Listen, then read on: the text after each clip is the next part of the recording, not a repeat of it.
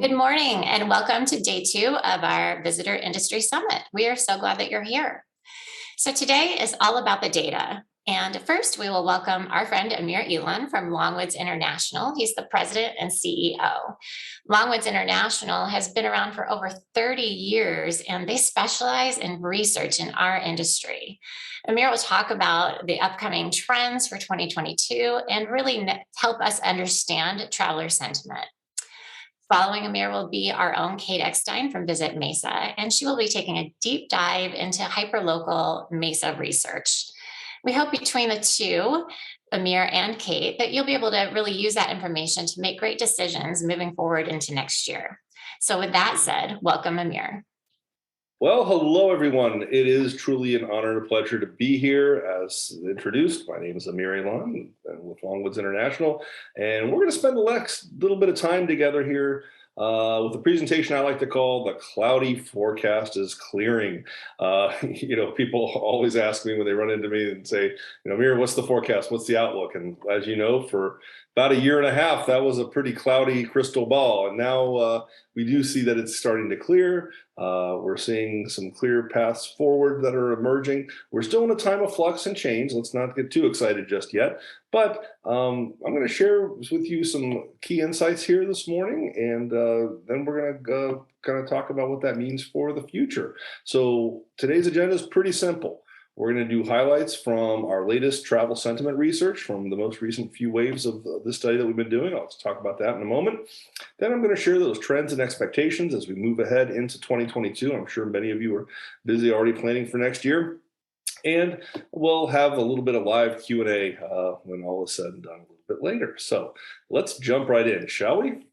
All right, but before we start, going to ask you to do one little assignment. I always like doing homework assignments. I don't know, I should have been a professor maybe, but engage with us today. If I share one comment, make one little statement that you find relevant, that you glean a little nugget of information from, share that thought or comment. Ask a question, post it on social media, engage with a colleague, bring it up at a staff meeting, and so forth in there, because knowledge should be shared, and when you share it with people with different perspectives, sometimes you get the most amazing discussion. So don't forget, share that one thing. The other thing I'm going to warn you is I do have a lot of slides. I'm going to move pretty good pace here over the next 40 minutes or so here. But don't worry, this deck will be made available to you if you like. I'll leave you my contact information at the end. You can always reach out to me directly, or your friends here at Visit Mesa will be happy to share this with you. So sit back, relax, listen to my stories, and share one thing if you can. Okay, let's do this. Well, quick word about Longwoods International. If you're not familiar with us, we are a market research consultancy that specializes in the travel and tourism industry. We've been around for 43 years now, and as you can see, since 1985, we've been almost exclusively in the travel and tourism sphere. We currently work with well over 150 different destinations, large and small, from small local convention and visitor bureaus to state tourism offices to even entire national tourism boards and other industry brands, lodging sector, attractions, et cetera, throughout the industry. And so tourism is our passion. So let's talk about how we got to traveler sentiment and what brings us to today. About a year and a half ago, late February 2020, I was in Cheyenne, Wyoming, speaking at the Wyoming Governor's Conference on Tourism about a related subject, but this time it was resident sentiment. And usually when I go on stage, I have my iPhone with me and I turn it off, I mute it, I make sure it's gone to quiet. This time I accidentally left it on. Thankfully it was on silent mode, but as I was on stage, about every 30 seconds, I kept getting the buzz, buzz, buzz, buzz. Some people were buzzing me. I was like, boy, something's going on here. So as soon as I got off the stage and wrapped up my presentation, I looked down at my phone and the words community spread were there. Well, we knew that was the game changer with COVID, that community spread. I mean, anybody can get it anywhere from being in a room with somebody who had it. And we knew that the impact on the travel industry was not far behind there. We had no idea the magnitude, of course. So that night I was in Denver. I was down in Denver because I needed to catch my flight out of Denver home the next day, because we had all of our team members from Longwoods meeting in our U.S. headquarters in Columbus for a couple days of planning retreats for the next year.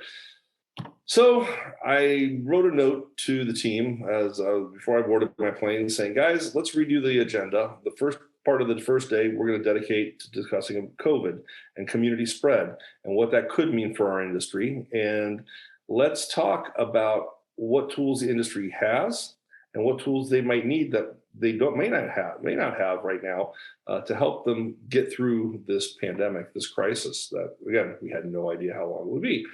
Well, you know what? They always say hire people much smarter than you. And I'm blessed with a great team back in Columbus, and they put together in the first couple hours of that meeting what became our very first traveler sentiment study tracker during the pandemic in there.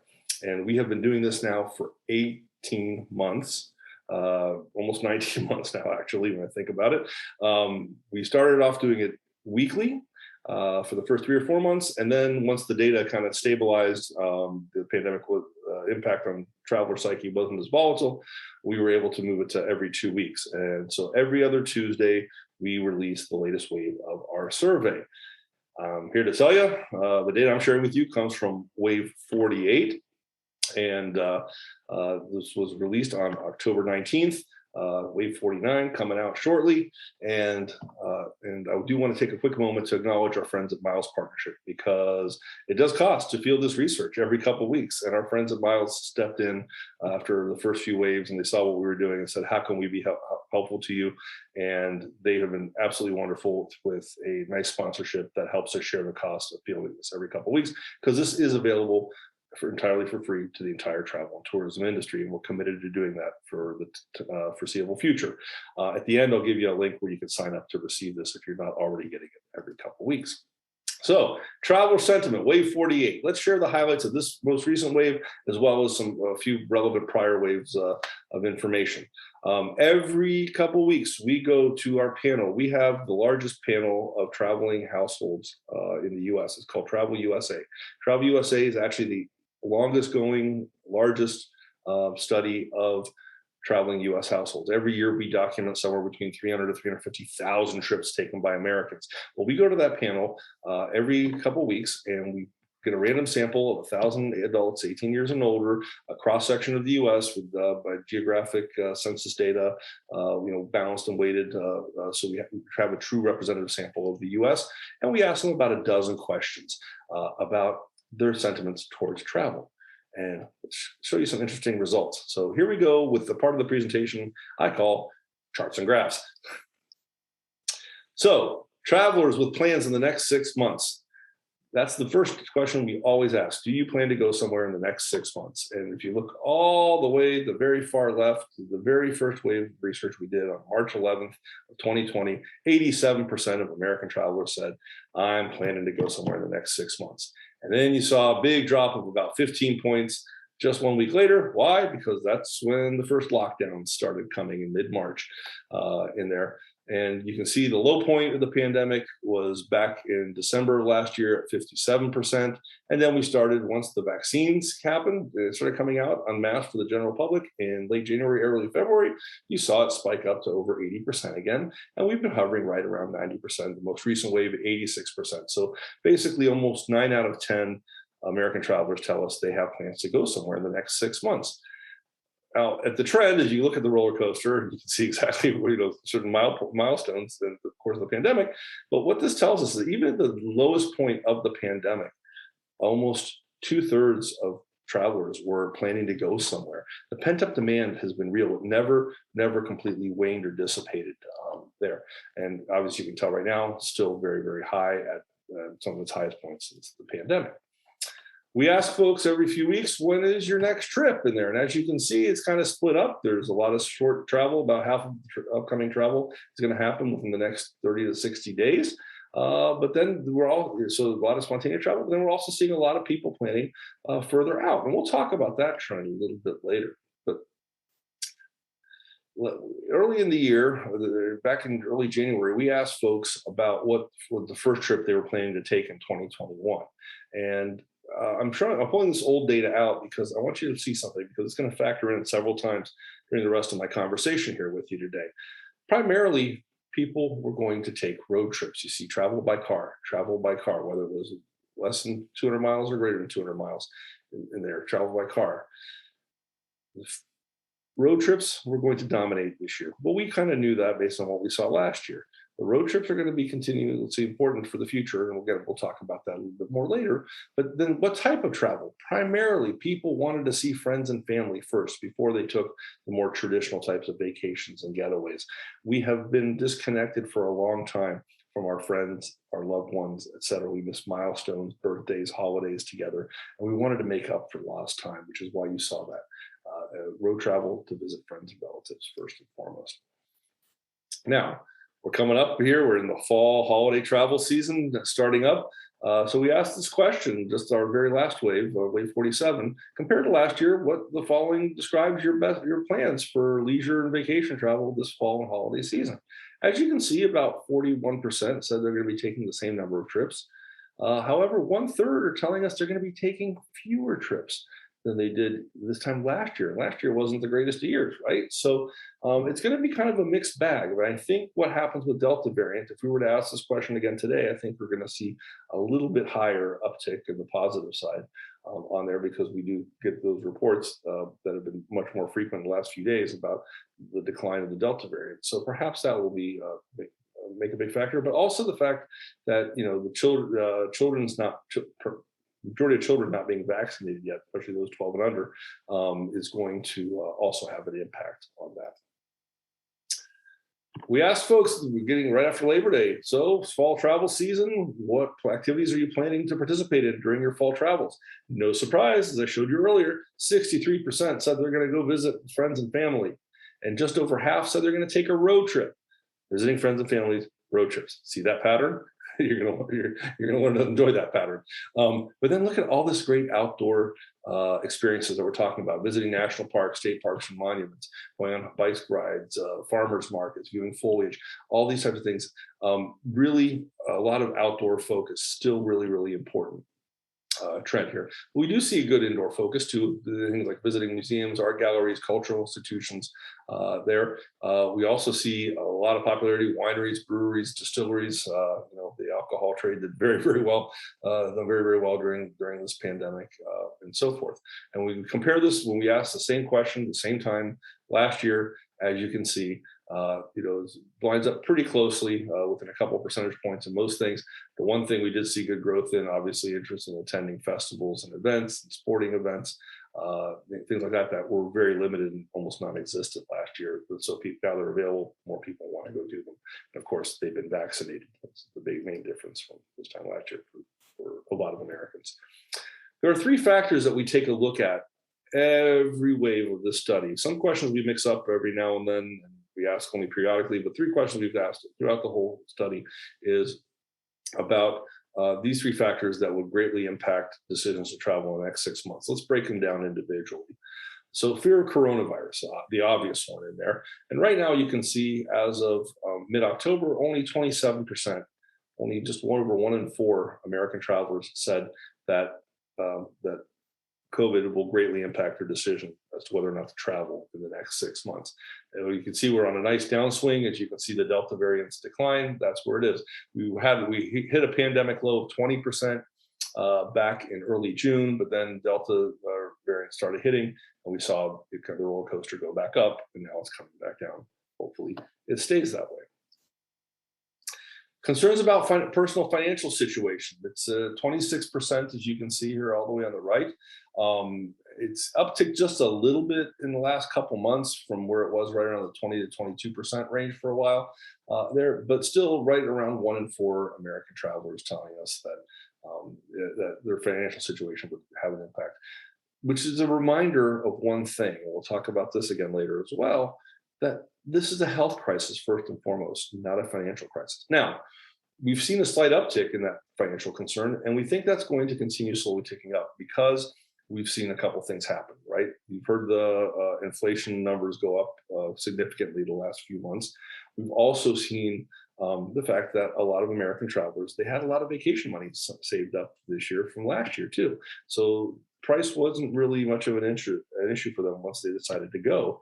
And plus some of them had stimulus check money that they spent as well on their vacations and getaways. So we're going to be watching this one kind of closely. The next one is transportation costs. there. Would the transportation costs greatly impact the decision to travel? And many of you knew that. You saw the airfares go up quickly this year. You saw they went down a little bit for during the height of the Delta variant. Now they're inching back up again, especially going into holiday travel season and so forth. In there, rental cars. There was a rental car shortage, right? So we saw those coming at a premium if you could get a rental car reservation. We saw all these things happening. But despite that, again, look, only 1 in 4 travelers are telling us transportation costs will greatly impact their decision to travel in the next 6 months. So again, health issue first, financial second. Now we're going to watch this again, like the previous slide, and see if the transportation cost factor continues to go up. And we'll talk a little bit about that in our forecast. Okay, travelers planning to change upcoming travel plans due to the pandemic there. So we ask folks, are you changing your plans? Is it causing you to change your plans? And you can see here that way back in the beginning of the pandemic, we went up from 58% to 84% in just the span of 1 week. And again, that lockdown happened. Everybody was canceling or postponing travel. And here you can see this is kind of the ebb and flow of the roller coaster. We have the various surges and so forth. And we went down to a pandemic low of about 43% back there in mid-June. And then Delta variant hit and the roller coaster went back up. And now we're back down to 48%. So just under half of American travelers are still changing their plans as a result of COVID. Let's see how they're changing their plans. Well, a couple months ago, and really for most of the pandemic up until a couple months ago, it looked like this. 33%, 1/3 choosing destinations they could drive to versus flying. 1/3 reducing the number of trips they were taking. If they were taking trips, they tend to be longer, but they were reducing the overall number of trips they were taking. And you saw almost 1/3 that were decided to put out to forget about their plans for the time being about international travel and discover what's in their own backyard here in the US.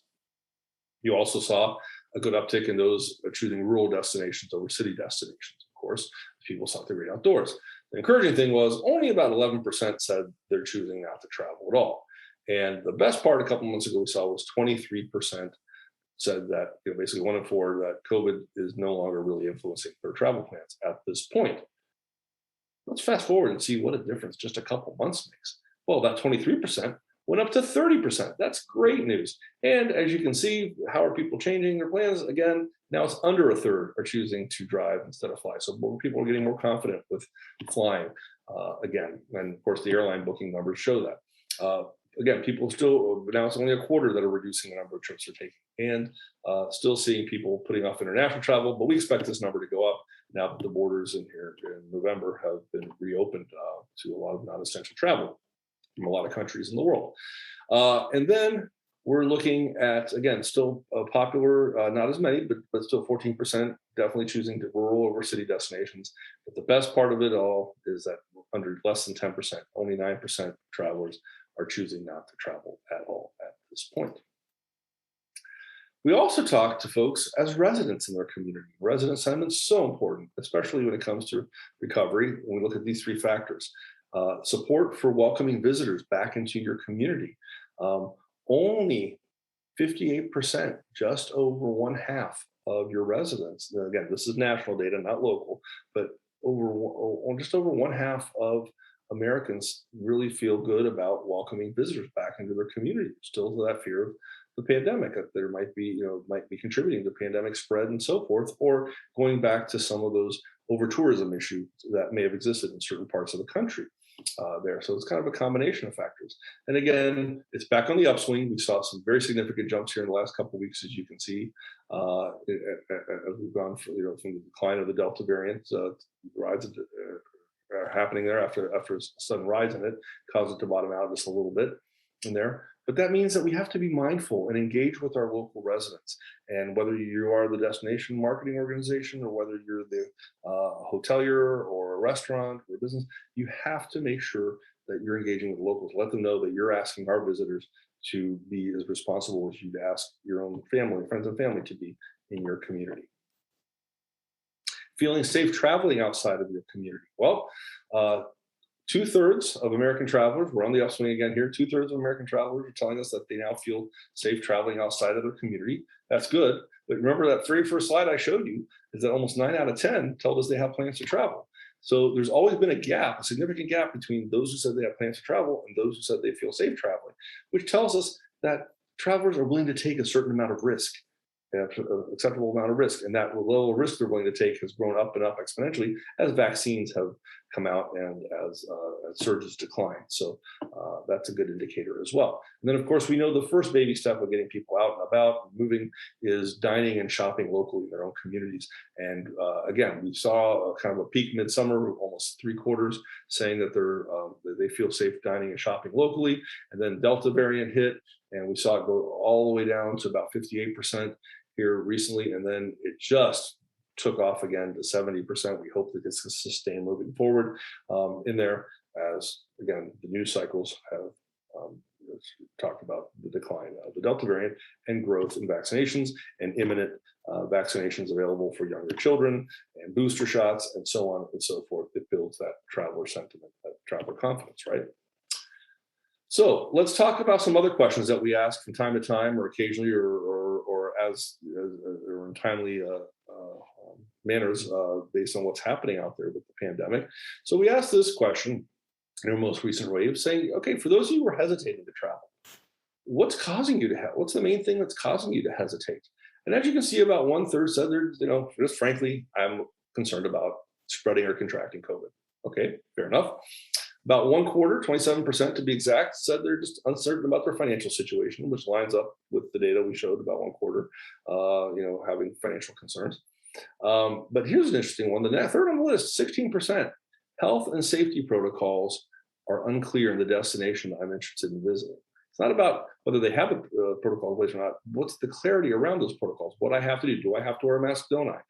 Is there housekeeping? Isn't there? Do I have to remain 6 feet apart? Don't I? And that's really, really important to a lot of travelers. And we'll talk about that here again. You'll see kind of a pattern. The good news is at the very bottom there, you see 22%. So almost 1 out of 4, 1 out of 5 really have no hesitation about traveling at this point. That number should only be going up, hopefully, between now and the end of the year.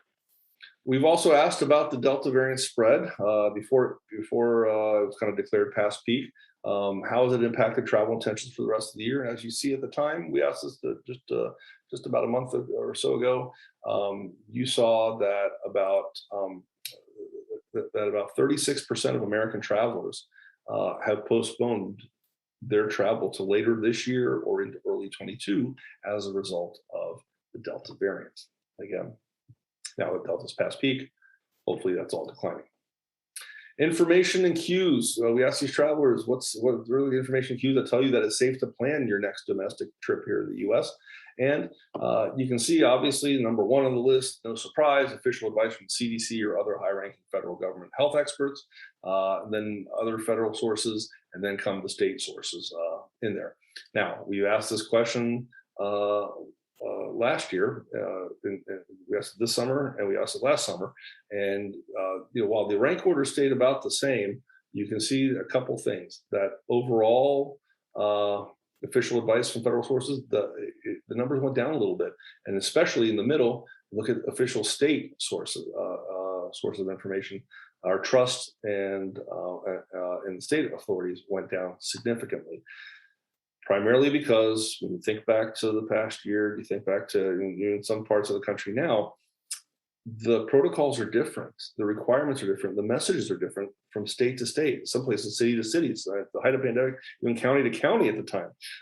In there, travelers were confused, and they're confused on what the rules of engagement were. They're confused on who's saying what. They get frustrated. When they get frustrated, they hesitate. So we'll talk about that again, one of these patterns here. We asked folks just a few waves ago, what are the following factors are important when deciding what destination to visit in the next 6 months? And we see kind of a mixed bag here. About half of the travelers were telling us that they want to see clear and health safety protocols. Remember, we talked about that earlier. They're looking for clarity. About 44% said they don't want to see any travel restrictions at all whatsoever. About 43%, almost the same amount, said that they do want to see, so about 43% want masks. The other part, the equal amount, doesn't want masks, and so forth. So you can't be all things to everyone. So you kind of got to decide what audience. It's an unfair position to put our businesses in, but this is kind of what we've had. This is kind of the reality of where we are right now. There. And of course, look at the bottom here. This is an important one. 40% want to make sure that they're felt welcome in the destination they're going to, which again, we talked about resident sentiment, feeling good about welcoming visitors back in and so forth. These visitors want to be welcomed. And again, we've asked this question a couple times this year, once in the spring and then again here this fall, right around Labor Day. And you can see that really nothing much has changed other than the fact that we've seen growth in folks wanting to feel welcome. Perhaps in some of their earlier trips this year or even last year, they didn't feel as welcome as they thought they would. We'll talk about service in just a moment.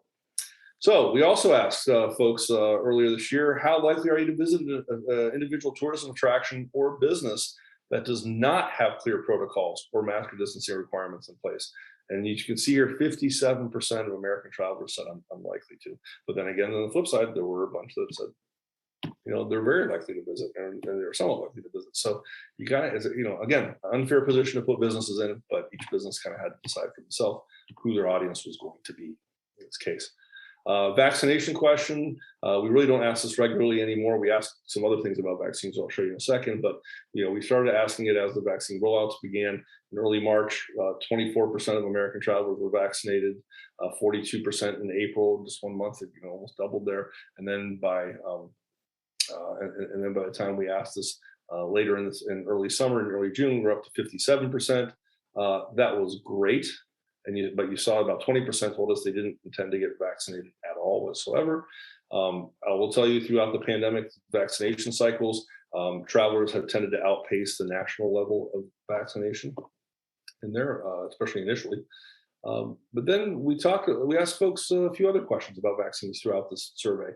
So midsummer, we asked these questions. We said, listen, the vaccination rates are varying widely from state to state. To what extent will the state or city's rate of vaccination influence your destination choice?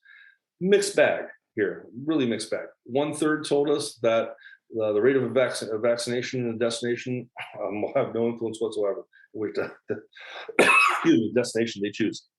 Almost 1/3 told us that they'll have some influence, and about 1/4 said it'll strongly influence there. So again, really, really divided opinions. We asked about proof of vaccination.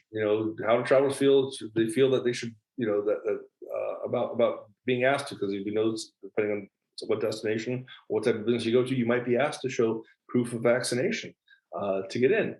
1/3 said they're more likely to visit a destination or a business or patronize a tourism business that requires proof of vaccination.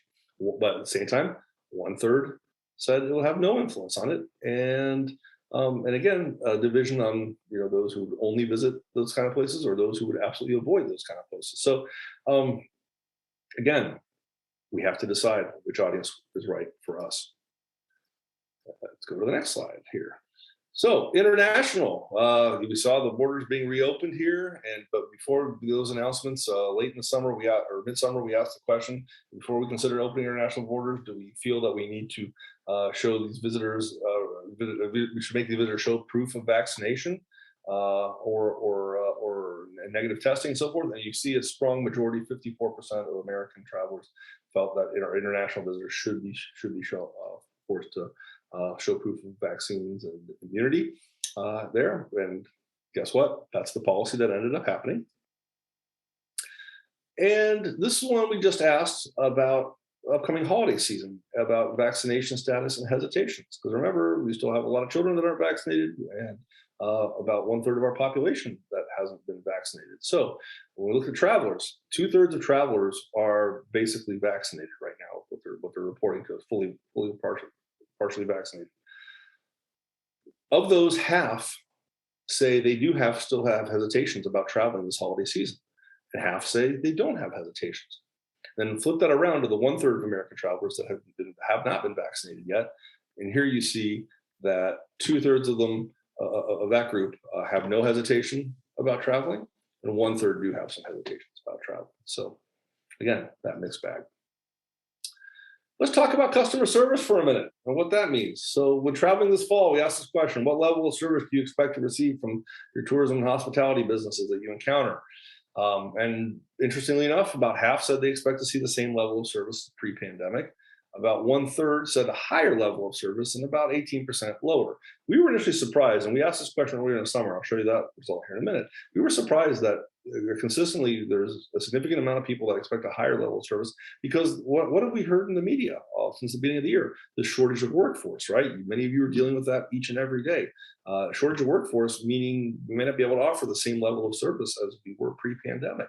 But the expectations are high, aren't they?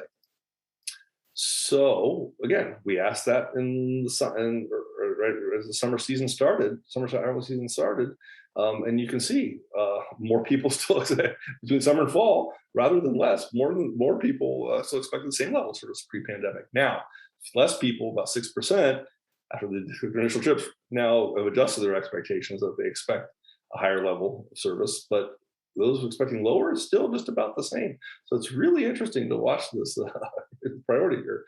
Now, that's what they expected. What did they receive?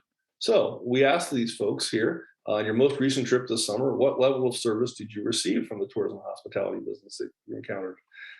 And you can see 46%, so we almost met the expectation, said they received the same level of service as before the pandemic. But unfortunately, 1/4 said they received lower, and positively, 1/4 said they received higher level of service. These places where these people visited that they received a higher level of service obviously are in the lead for getting repeat visitation as we come through recovery, aren't they? Because somehow they figured out how to meet expectations. Good news here is that only 14% of travelers at the time told us they didn't take a trip this summer, which again, good for leisure recovery for sure. Okay. And here's again, we asked this question midsummer. We asked it right after Labor Day, and as you can see, there was a slight growth in those who received a lower level of service than before the pandemic. All right, remote work. Most people did it last year, and many of them still doing it this year. And folks figured out they could take their laptop and they got away somewhere, and whether it was a vacation home somewhere or a resort or wherever they went. The interesting thing I want to show you right here is that there is a significant portion of American travelers that say they are going to be working remotely, whether it's just for a few days or for a few weeks over this next year. In there, and that's not a trend that's going away. It might be a little different, but it's not going away. We also ask folks periodically about how they interact with various types of travel, various travel sources, media, etc. And this is a question that we've asked early in the pandemic when we were kind of in lockdown mode, and most recently again in our most recent wave. And as you can see, a lot of folks indicating that they are interacting with short online travel videos, on-demand experiences, videos from vloggers and bloggers, and new technologies like online 3D, 360 visual, virtual tours, etc. In there, when you compare it to where we were about a year and a half ago, you can see that there has been a significant growth in those saying that they are now utilizing the short online travel video content. We've seen a little bit more decline in magazine articles, more traditional media, but still strong, 1 out of 4 there. But again, video from travel experts, personalities, bloggers, and using those online 3D tours and so forth that has grown exponentially. So definitely the pandemic has helped speed up the interaction with these newer technologies. So that's it for death by PowerPoint slides. I'm going to talk to you a little bit more now about when, that's what travelers told us they were going to do and what they're telling us they're going to do moving forward. Let's take that and overlay that with Travel USA. Remember, we're talking to these travelers throughout the year and finding out how people take their trips. We're talking to these travelers every quarter, actually, talking about the most recent day trips and overnight trips they've taken. And what we've seen, interestingly, is usually when you ask people what they're going to do, like taking their pulse on sentiment, and what they actually do, there's usually a little bit of a gap. For whatever reason, people don't tell you directly what they're really thinking, or they have changes in plans and whatnot in there, which is why as survey researchers, we've learned many years ago that if you really want to get to the heart of something, you got to come at it from several different ways, which means that we ask the same question, but in different ways and different angles to get to the real heart of it, to get to the real truth. The unique thing about this pandemic is actually, for the first time in modern history, sentiment and actual activity lined up almost perfectly. travelers actually have been doing what they told us they were going to do looking ahead in there. So based on what we saw happening over the past year and a half, based on all the sentiment that data that we have looking forward, and some of the patterns we see emerging right now, these are some of the trends that we want to talk about that are important for you as you look ahead to 2022 and potentially beyond. First of all, larger party sizes. We've seen this through the pandemic. When people started getting out and about again, it wasn't just mom and dad or mom and dad and the kids. They are now bringing grandparents or multi-generational, maybe taking the pets along. They also, friends. Remember, we talked about visiting friends and relatives and family members. They're gathering in various places. You've probably seen that here in Arizona, where folks are deciding, you know what, let's go all meet up someplace and get together and kind of reunite. So as you think about if you're operating your business, how are you going to be accommodating these larger party sizes? Are there any special things you can do? You're getting more requests. It's no longer a lot of parties of 4. It might be more parties of 8 or 10 and so forth. Do you set aside certain wings of your hotel for larger groups? Do you have special certain amenities that you do for groups and things like that? These larger party sizes you're going to have to be looking at here for the next year or so for sure. Also, that increase in trip length. Remember, we talked about that. I don't have time to throw all the data I have at you, but one thing we also saw, we kind of saw this bipolar planning thing. We saw a lot of people, looking at increase in trip length in terms of, I'm going to go big instead of several small trips. I'm going to take a really big one. But we also saw a lot of folks. It's Wednesday. I got nothing to do on Friday. I'm going to get away this weekend. So a lot of short getaways too happening here. And people are trying to plan their bucket list, which is also trip length, which is also impacting the planning and booking cycle. It's long and short I'm talking about. It looks like that little wiener dog, the dachshund, right? Longer for specific destinations. People are saying, you know what, I've been putting off planning the trip to the Grand Canyon or to climb Mount Kilimanjaro or whatever it is for way too long. I'm going to do it now. So, before something else in life comes and derails me from being able to travel. But we're also seeing that increase in spontaneity. Spontaneous travel is happening at an all-time high right now. We haven't seen this kind of heavy volume of spontaneous travel in a long, long time. So you got to be prepared for both, which for revenue managers is a nightmare, isn't it? Great outdoors still popular, but urban interest is finally rebounding. We're very excited to see that. I showed that to you in some of our data, people coming back to the cities. But great outdoors, focusing on your outdoor assets in your messaging, even if you're an urban destination, still makes a lot of sense moving into next year. Road trips are going to continue to dominate. Yes, air travel is starting to rebound nicely, but it will take a while to catch up. And of course, business travelers haven't really been hitting the road en masse in those massive volumes quite yet. So road trips, they've never gone away. They're actually on the rise pre-pandemic. Pandemic just helped accelerate it. It's going to continue to dominate for at least the next couple of years. And remember, if you're making your marketing plans for the next year, recovery is a progression. You got to continue to adjust your marketing plan in stages. That day trip travel was so important for us during the height of the pandemic, and then moved into regional overnight travel. Now we're seeing the longer haul phase. Business travel is just starting to trickle back up again. Actually, it was coming back up. The Delta variant hit, kind of took the wind out of its sails. Now we're seeing the corporate travel planners bookings into early 22 are looking good. But then finally we get to larger meetings and conventions, and just now the international borders are being able to open up. And again, between business meetings and conventions, international, that's going to take a couple of more years to really recover. So you're going to have to adjust accordingly. Day trippers, again, they became part of our lifeblood for almost every destination across America back early in the pandemic last summer. We can't forget them, because they do have an affinity for our markets.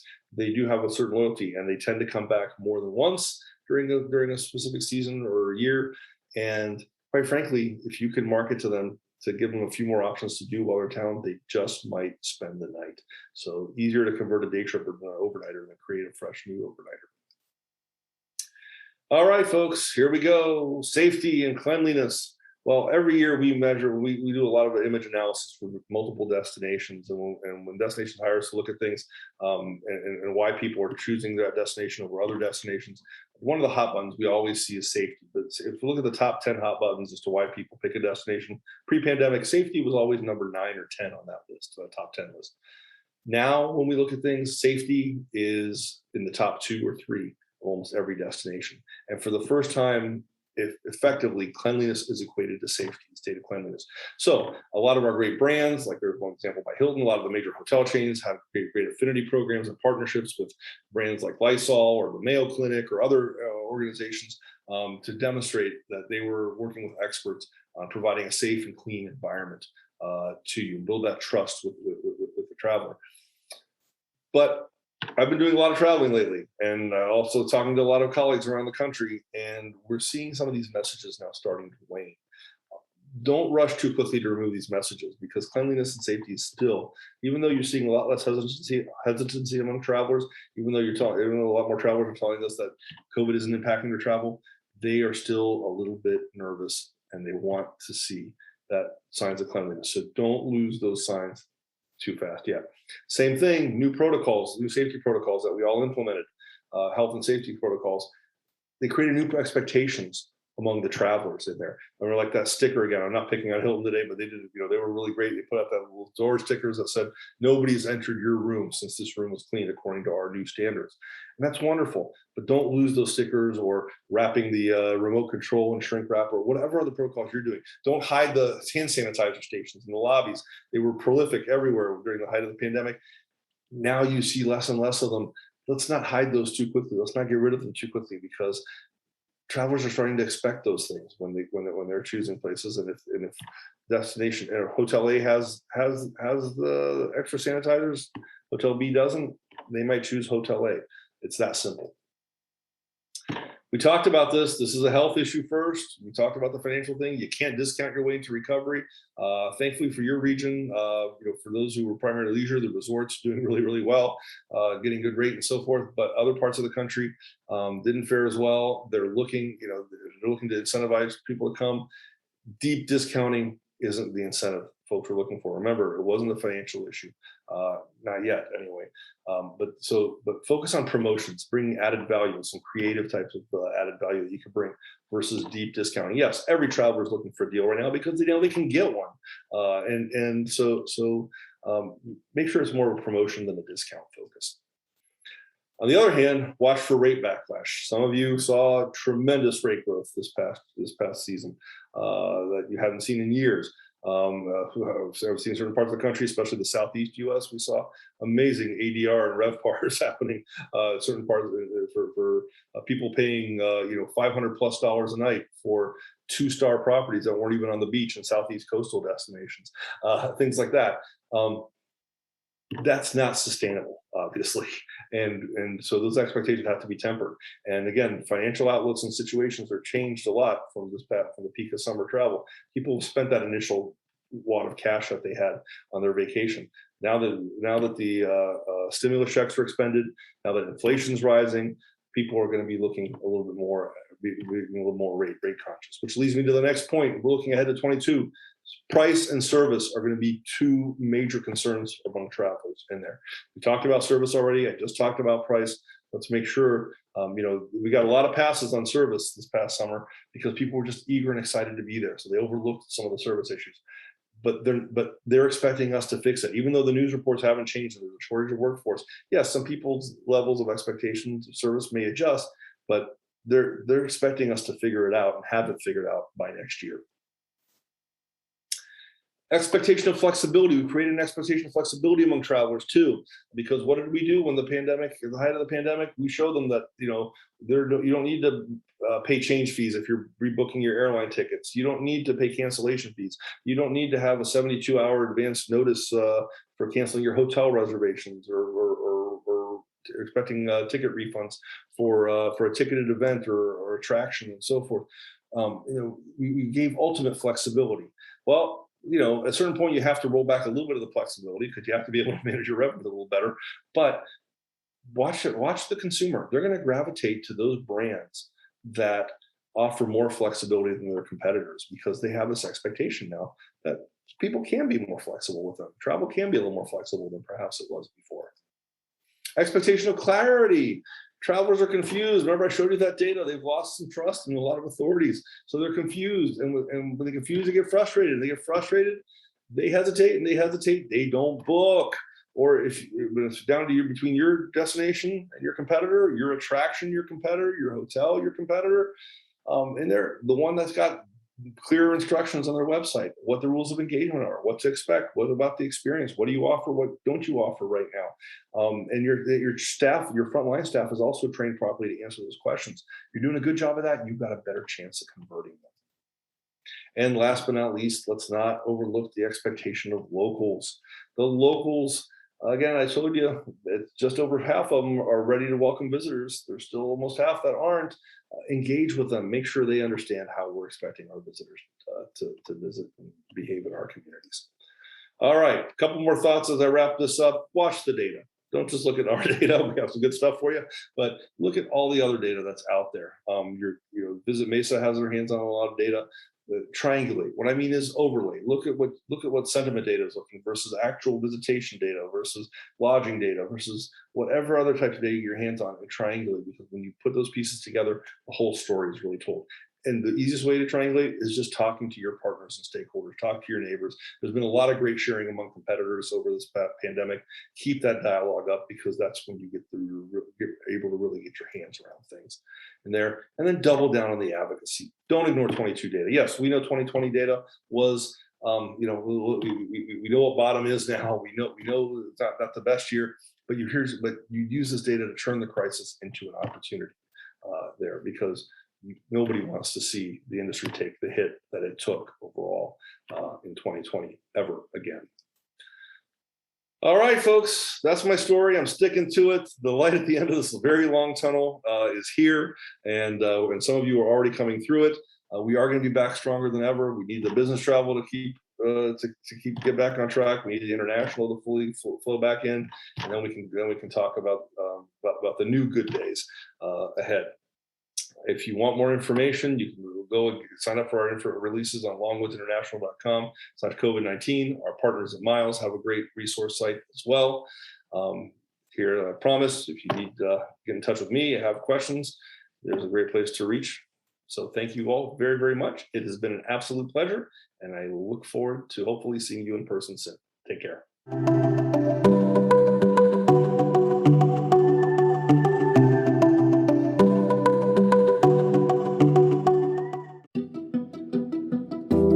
2020 was the most difficult and challenging years in the nation's travel industry history. The pandemic affected Visit Mesa and all City of Mesa businesses, forcing us to rethink the way we connect with travelers and customers.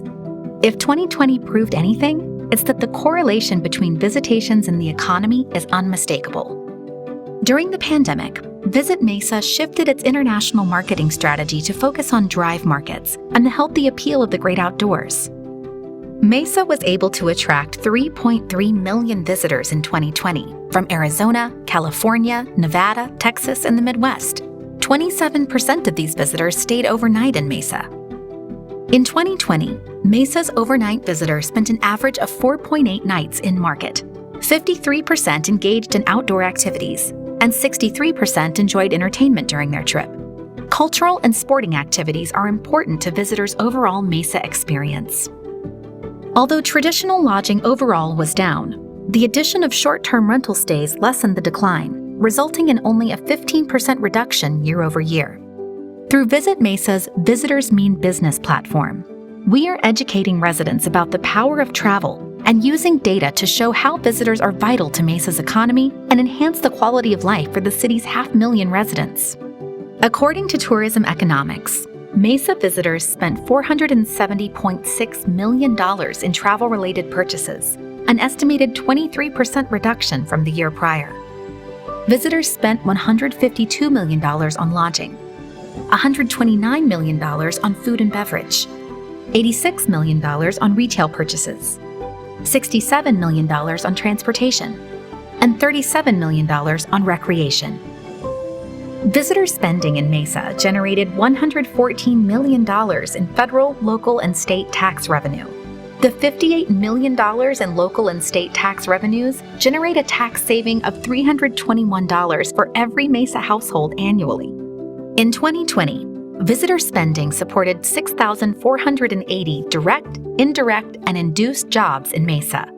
Those Mesa jobs accounted for 4.1% of employment in our city and represented $267 million in income.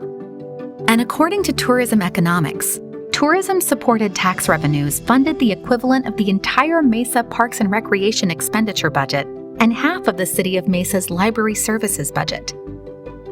If 2020 was the year of pivoting, then 2021 was committed to reaffirming City of Mesa as a premier destination for adventure explorers, active families, and fresh foodies.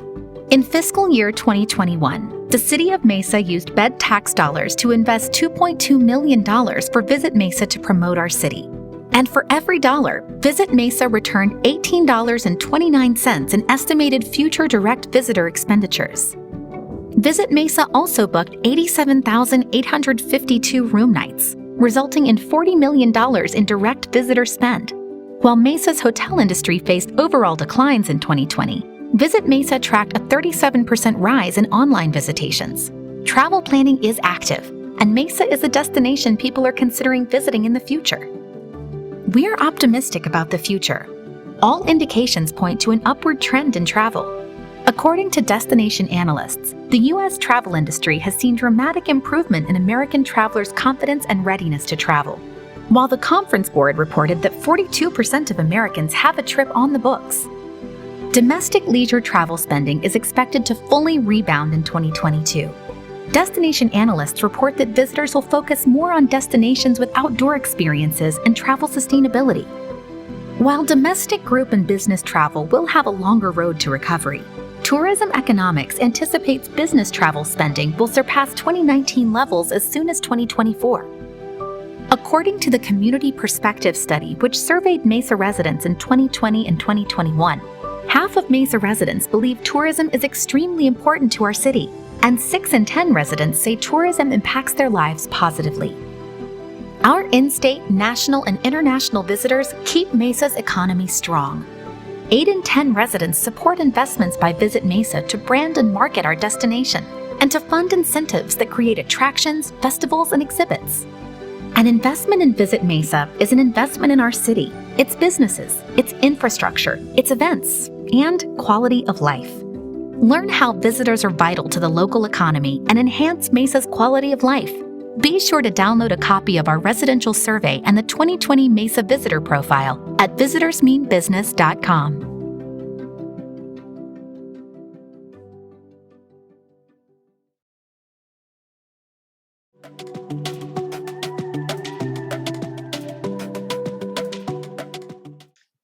Hi, everyone. My name is Kate Eckstein. I'm the Research Data and Advocacy Manager at Visit Mesa, and I just wanted to take a few minutes to go over some of the data trends that we've seen in 2021 and what that means for the travel and tourism industry as a whole here in Mesa, Arizona.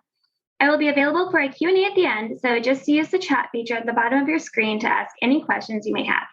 So let's get started.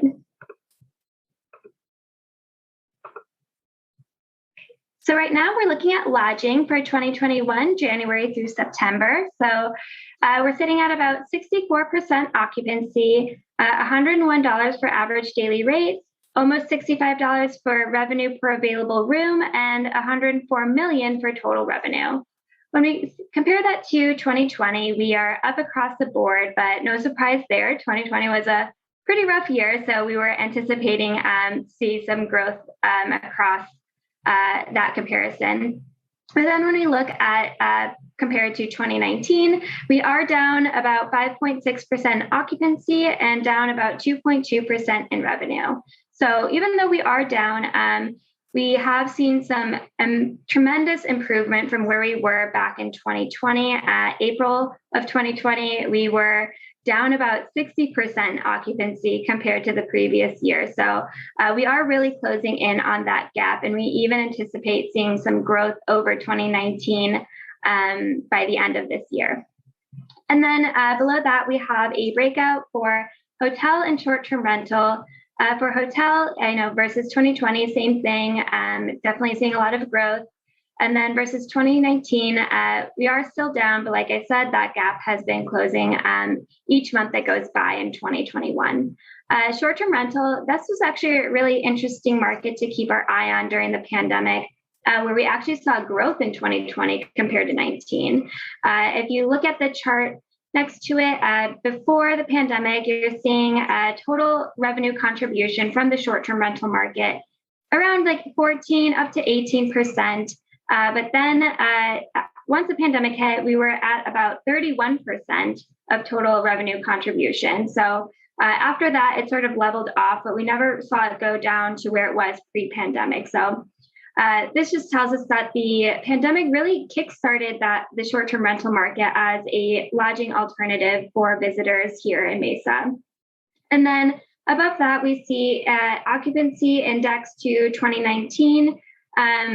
For the past couple of months, since April of 21, we've been either at or above where we were same time frame in 2019. So once again, it's looking really positive for us for the rest of the year. We hope to see that trend continue for the next couple of months. And then looking at air passengers, so this is data pulled from the Bureau of Transportation Statistics for January through July, only looking at domestic flights. We didn't want to pull in international since there were a lot of restrictions, so we wanted to keep it consistent across the board. So top 5 origin cities flying into Phoenix Mesa Gateway were Provo, Fargo, Sioux Falls, Grand Rapids, and Cedar Rapids. So definitely a lot of those northern Midwestern cities, so we'll welcome them. And then for Phoenix Sky Harbor, we're seeing top 5 origins cities being Chicago, Denver, Seattle, Minneapolis, and LA. So those are definitely more of those larger airport hubs. So it makes sense that those would be the top 5 for Sky Harbor. And then we look into the comparison between 21, 20, and 19 for number of flights into Phoenix and into Phoenix and Mesa Gateway. And so we see that huge dip in 2020 in April, and then it starts to improve a bit. And the beginning of this year, we were only down maybe about 25% from where we were in 2019. But as the rest of the year has gone on and these past couple of months, we are really getting close to closing that gap there. And we are right in line to where we were in 2 years ago. And then looking at the change in comparison broken out by the different airports, just to give you an idea, the total US number of flights are down almost 27%. And then for Sky Harbor, down about 14.5%. So still doing a lot better than the US as a whole. But then we see Mesa Gateway, we're actually up 3%. So it's definitely a leisure market airport, and they've actually seen a record-breaking month in June. So it's great to see these indicators that the leisure market is back and ready to travel. And here we have our visitor insights. So this is from a report that we received from Longwoods International, the Mesa 2020 visitor profile, as well as the Tourism Economics 2020 visitor impact. So for 2020, we saw about 3.3 million total visitors.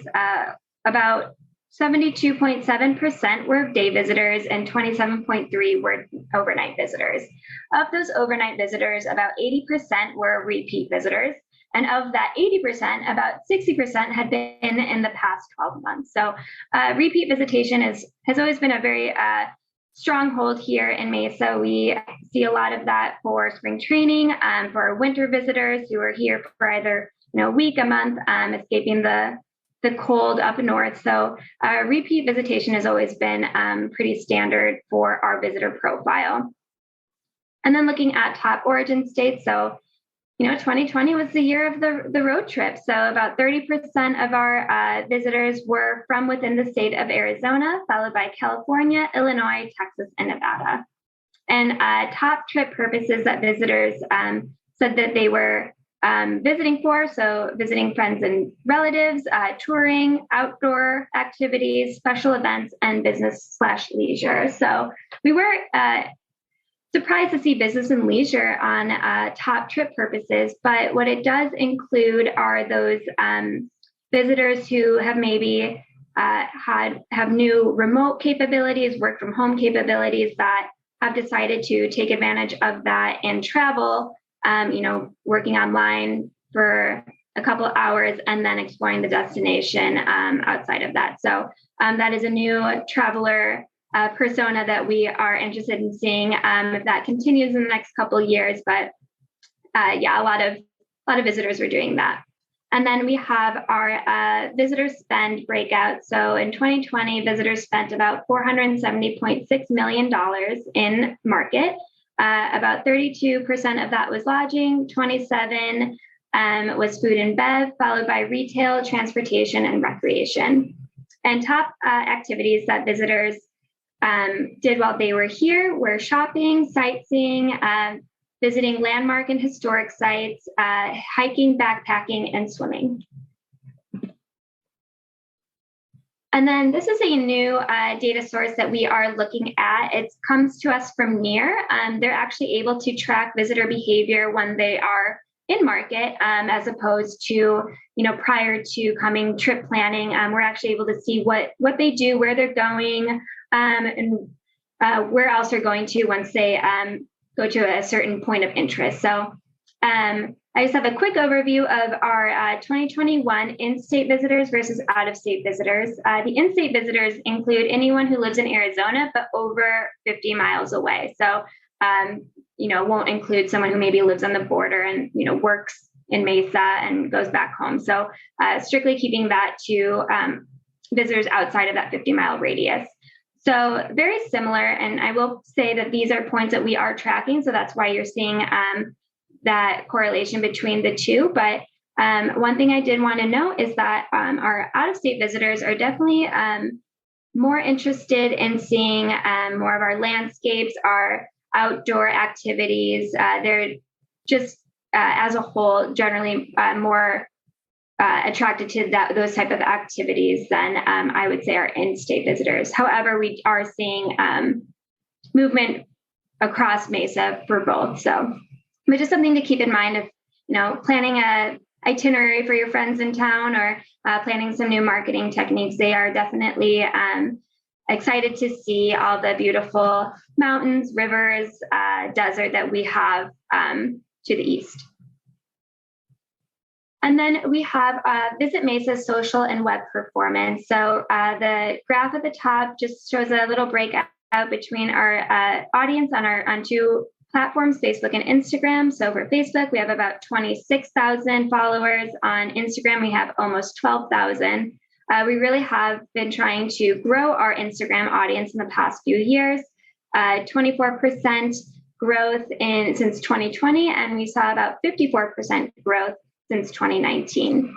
And then if you look below, this sort of breaks out the audience as well as the engagement rate. So not only are we building a larger audience, we're also building a more engaged audience, which is great for when we share our partner content, our inspiration, events, things to do. We really want to make sure that our followers are engaging, enjoying that content, and using it to help plan their next trip.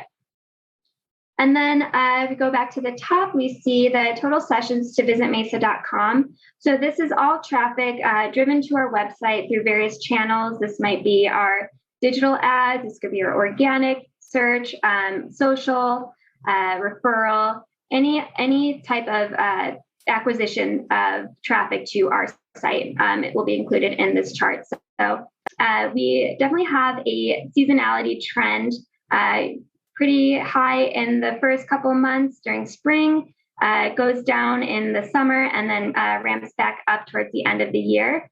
So while 2020 was a different year for many reasons, we still saw that seasonality trend similar to what we've seen in the past. The difference is now in 2021, we sort of had to push back a lot of our campaigns just because of the first couple months were a little uncertain. We wanted to make sure that we were sending out appropriate messages and driving people to our site who are actually interested in visiting. So our campaigns started a little bit later, but we actually saw some great traffic from them in April and May, actually higher than any traffic we saw in 2019. So that's encouraging. And we're excited to see how that trend goes moving forward, if we'll stick to the typical seasonality trend that we're used to seeing, or if things have been shaken up a little bit. So we'll keep an eye on that. And then below you see the breakout between the years of the top pages on our site that were visited. So we have in 2019, events, things to do. These are all very typical. You're planning your vacation, you're looking for what's going on. And so we're seeing people looking at hotels, restaurants in 2019. And then 2020 happens, of course. And we actually see the blog page go up. And this was interesting, but not too surprising. We definitely were using our blogs to sort of tell the story that we couldn't really tell in person. We were doing a lot of storytelling about, things you can do, inspiration, sending home that message of, plan now, travel later. Since we couldn't really share it with visitors and the moment, we wanted to just still be able to connect with them and let them know that, Mesa does have a really great story to tell, and, to keep us on your plans for our future travel.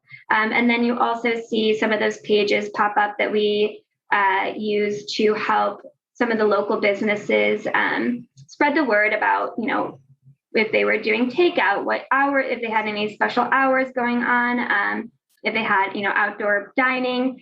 We just really wanted to make sure that everyone had that information available. So we use these two different pages, the Support Mesa Now and Mesa Family Takeout, to sort of help spread the word for our local businesses here. And then in 2021, things get a little bit back to normal. We have things to do and events back at the top. And then you see restaurants and hotels as well. So sort of that lower funnel trip planning pages. So they're looking for more information about what's available to them here. And then you see some of our autism travel and travel accessibility pages pop up as well. So those are as a result of our efforts in making Mesa a more accessible destination for our visitors. And then lastly, I have the Visit Mesa sales data. So this is pulled from January through September.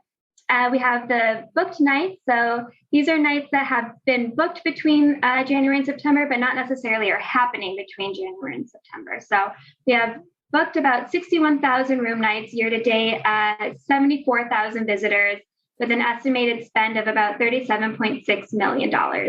And then we have our actualized nights. So these are nights that were consumed. So people actually stayed in these hotels in January through September. And that was about 48,000, up about 30.8% since 2019. And then below we have a chart that sort of breaks out those booked nights by sales segment. So in 2019, it's pretty evenly split. You see our leisure, national, and sports sales, all about a third of the total contribution to booked room nights in 2019. 2020, things change a bit. So the leisure market's down. We're not seeing as much leisure travel in 2020. Same with meetings and events, meetings and groups, that took an impact as well. But then our sports events took a little bit more of the contribution. We really attribute that to the Mesa Parks and Rec being able to keep open a lot of those fields and courts, that we were still able to bring events in, and they were able to do, outdoor events, socially distanced events, and we were able to keep those events coming into market. And a lot of the cities around us weren't able to do that. So we really appreciate that opportunity to still provide that service for teams, coaches, meeting planners. And then in 2021, we see that pent up leisure demand. So definitely a lot more leisure this year. People are very ready to travel. And then we see sports about right around the same contribution as 2019. And then we see the national sales. So that's going to be the meetings, groups, and conferences. It's definitely taking a little bit longer to recover. We're hoping for a 2024 recovery, but right now it's still taking a little bit longer, especially compared to our leisure and sports markets. And then we have our Visit Mesa actualized room nights by quarter. So these are events that actually came to market. So they actually happened, and these are stays that were that people actually showed up for. So in Q1 of 21, it's great. We exceeded 2019, and we brought in a lot of those room nights the first few months. That's typically our peak season, so it makes sense that we saw a lot of room nights then. And then Q2, we have a little white spot where 2020 should be. That was the April, May, June time period. So yeah, we definitely do not see any actualization there. Just it was a very questionable time. So a lot of our events were postponed for that time period. But in 21, we are seeing growth over 19 again.